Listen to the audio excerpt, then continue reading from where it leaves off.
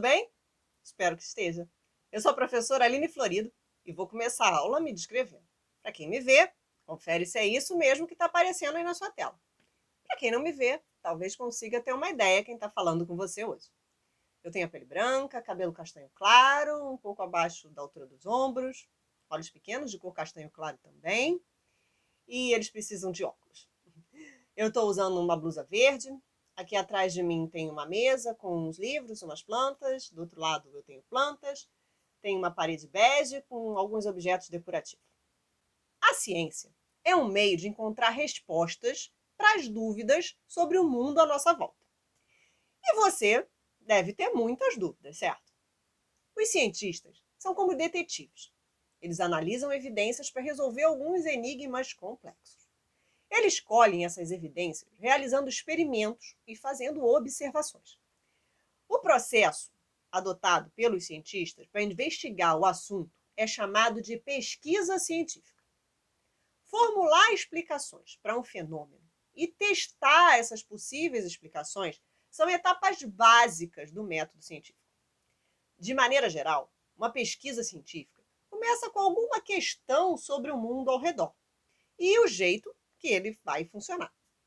Uma vez formulada a pergunta, a etapa seguinte é reunir todas as informações possíveis a respeito da investigação, fazendo uma pesquisa inicial, realizando assim observações e conduzindo os experimentos.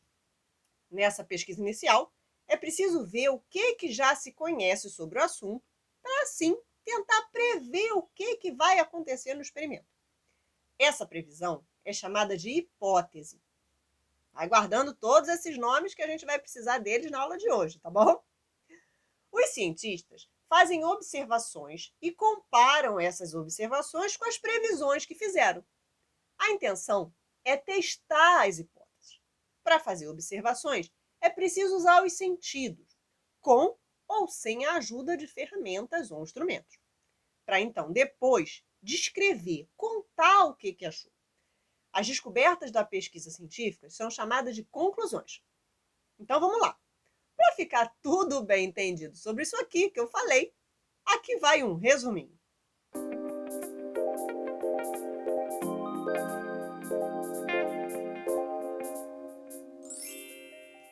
Bom, no final disso tudo, os resultados são divulgados em revistas especializadas para que outros saibam o que foi feito, possam discutir sobre aquele assunto. Agora, se a hipótese for refutada, se ela não se comprovou, aí é hora de reformular uma nova hipótese e começar tudo de novo. E aqui eu preciso fazer um alerta. Pesquisas científicas de verdade não podem ser feitas por qualquer pessoa em qualquer lugar. Pesquisas sérias devem ser aprovadas por instituições responsáveis que cuidam disso especificamente. Isso é para que todas as etapas da pesquisa sejam bem feitas e que não coloquem nem pessoas, nem animais ou ambientes em risco, tá bom? Mas por que eu falei de todas essas etapas para você? É para que você entenda que as descobertas da ciência têm método, têm etapas a serem seguidas. O resultado de uma pesquisa é o resultado de muito trabalho feito por muita gente preparada para isso. Não é opinião, não. É estudo, é técnica certa para realizar. Estudar os animais, seu ambiente, a interação dos animais com o ambiente, verificar que mudanças acontecem e analisar o efeito dessas mudanças. Mas a gente também pode ter esse olhar de cientista. Ver no nosso ambiente ao nosso redor, no nosso cotidiano, que há coisas que mudam e outras que não mudam.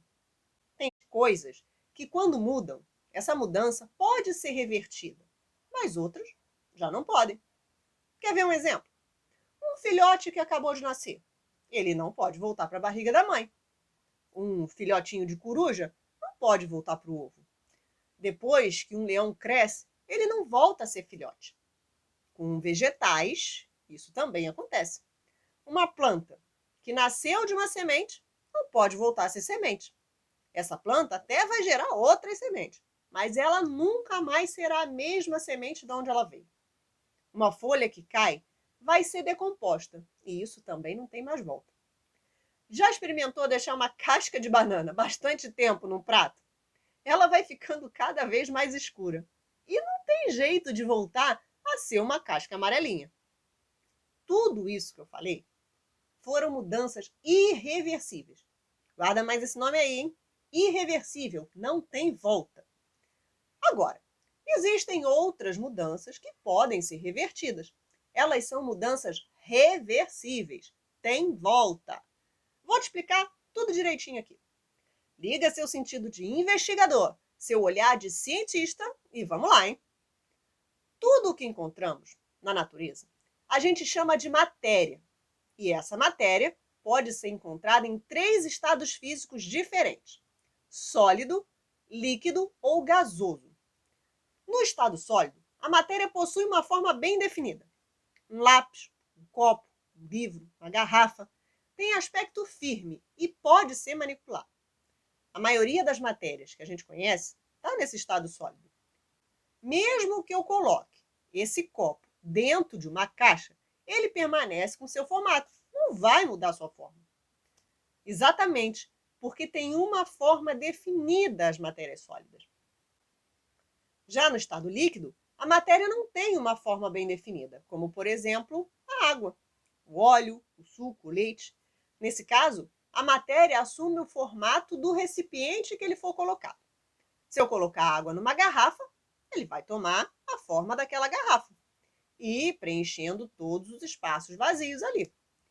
Se eu derramar a água num copo, ela fica do formato do copo e assim por diante. Se o copo estiver furado, a água vai se esparramar toda até não sobrar nada dentro do copo. Já no estado gasoso, a matéria não possui forma definida também e geralmente não é possível nem ver.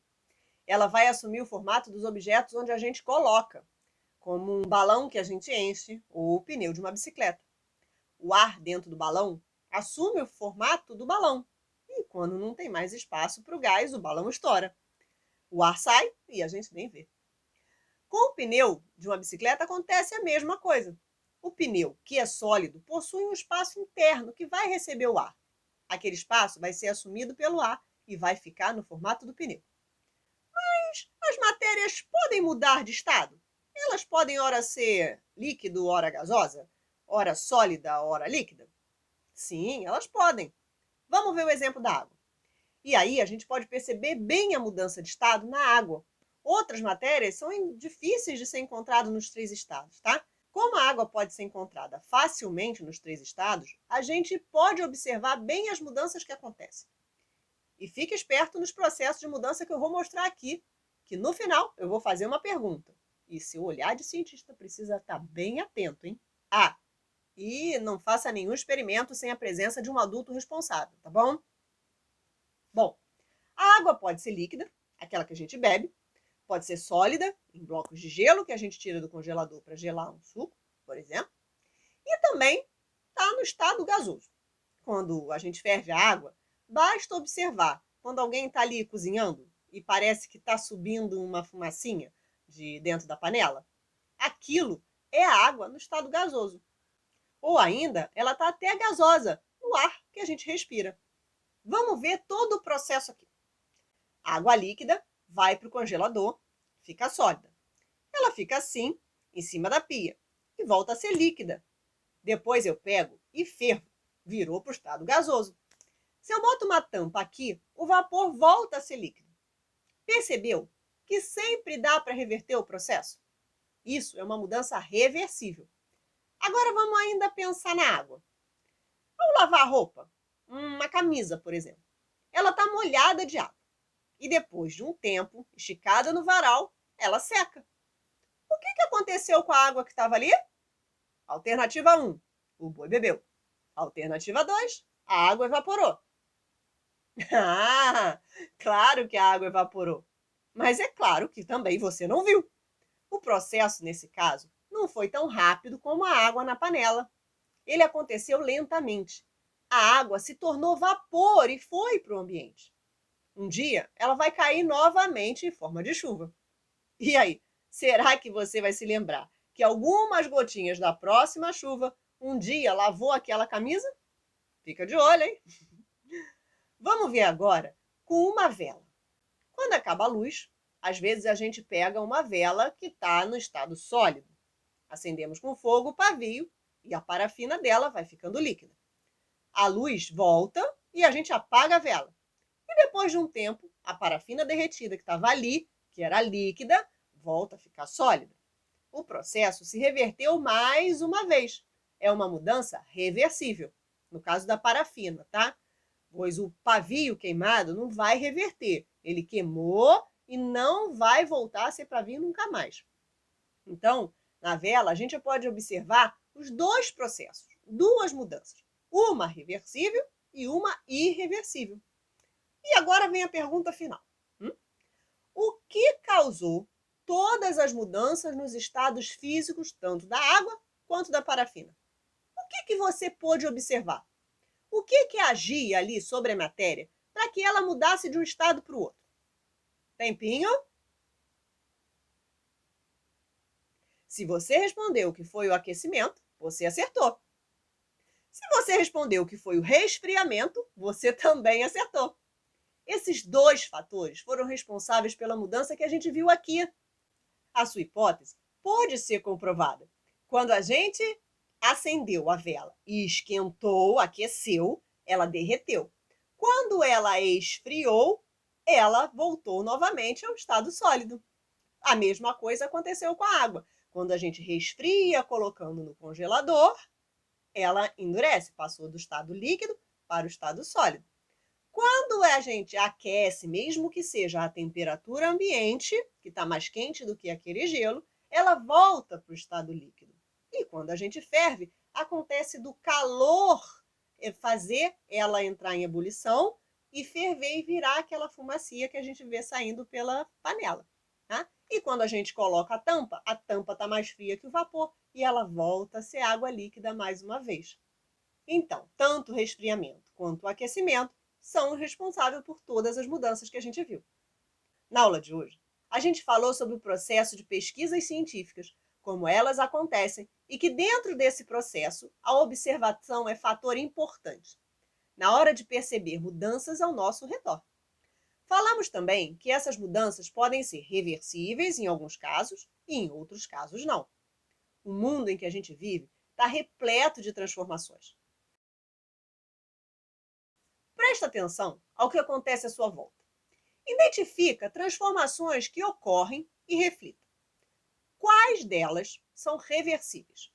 Quais delas são irreversíveis? Qual fator provocou cada mudança que você observou? Anota tudo aí no seu caderno e compartilhe as suas hipóteses e descobertas com seu professor ou professora. Bom, a aula de hoje chegou ao fim. Espero que você tenha gostado da nossa conversa de hoje e tenha aprendido alguma coisa nova, ou mesmo lembrado de alguma coisa que você já tinha aprendido. Continue acompanhando as aulas, fazendo as atividades, desafios. Você também pode acessar, através do aplicativo Rio Educa em Casa, a aba Rio Educopédia. Lá, além de rever essa aula, também tem um quiz para você testar seus conhecimentos. E também tem uma seção de Saiba Mais, onde tem indicação de outros materiais sobre o assunto da aula onde você pode pesquisar.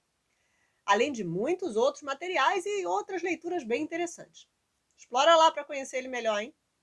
Bom, fique bem, se cuide, fique atento, hein? Um beijinho. Tchau.